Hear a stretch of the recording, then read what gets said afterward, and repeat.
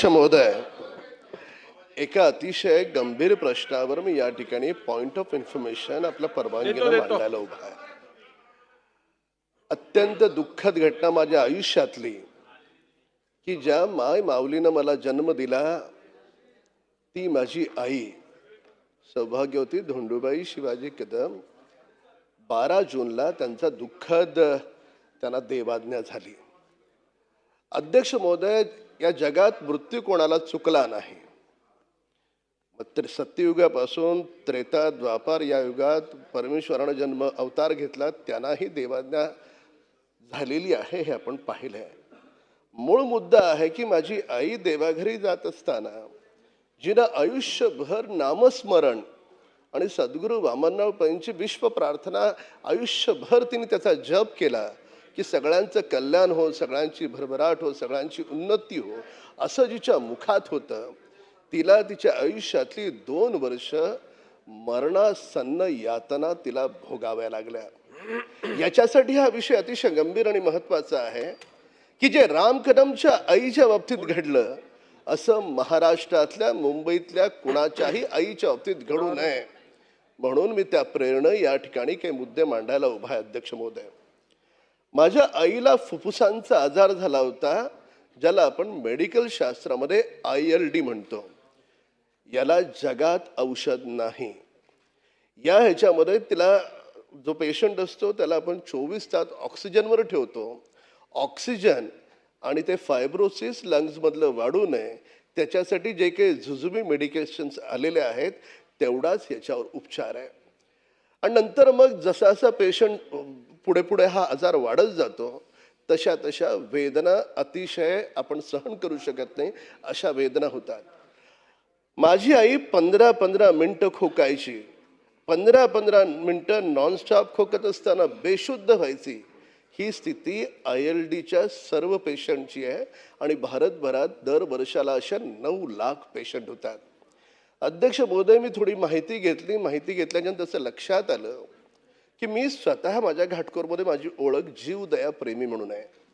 मी जन्मानं जैन नाही, पण 2 वेळा 8 दिवसाचा पाण्यावरचा उपवास मी केलेला आहे. तर हा आजार कशामुळे बळावतो?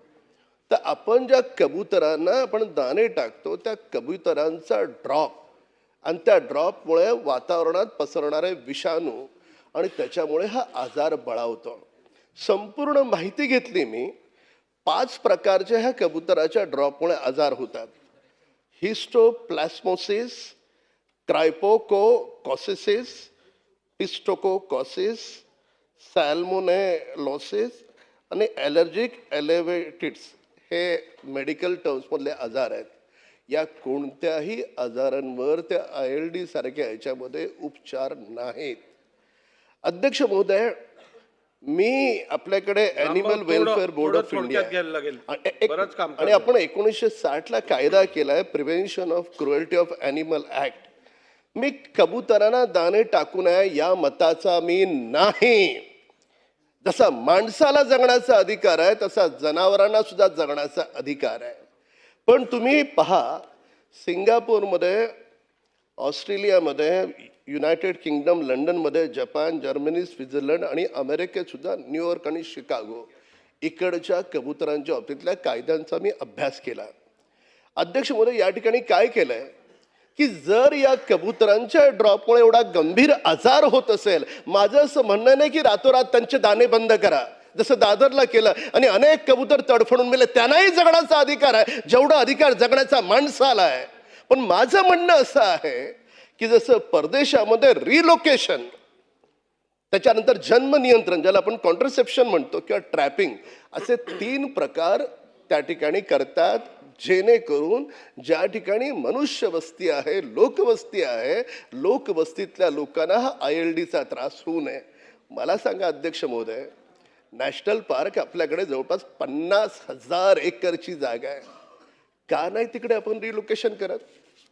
का आपण तिकडे जर रिलोकेशन केलं तर मुंबईमध्ये राहणारे 1.5 कोटी लोक आहेत. त्या 1.5 कोटी लोकांमध्ये अनेकांच्या आयांना, अनेकांच्या वडिलांना हा ILD झाला. तुमच्याकडे जर उपाय नसेल, माणूस जर तडफडून मरणार असेल तर आपण असं का नाही करत?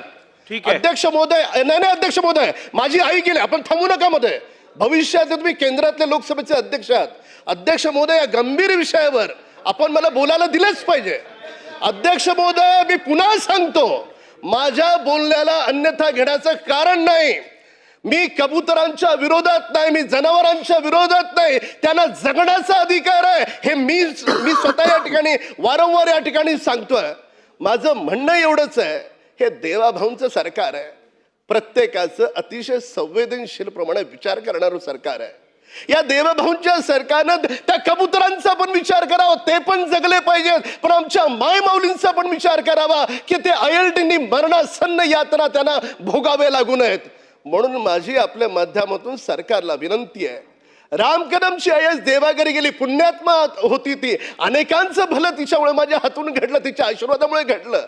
आणि तिच्याच आशीर्वादामुळे या सभागृहानं एक तज्ज्ञांची समिती नेमावी की नेमकं या कबुतरांच्या बाबतीमध्ये आपल्याला काय सकारात्मक भूमिका घेता येईल आणि त्या भूमिकेमुळे इथून पुढचे होणारे मृत्यू कसे टाळता येतील. तर माननीय अध्यक्ष महोदय, आपण सरकारला निर्देश द्यावेत.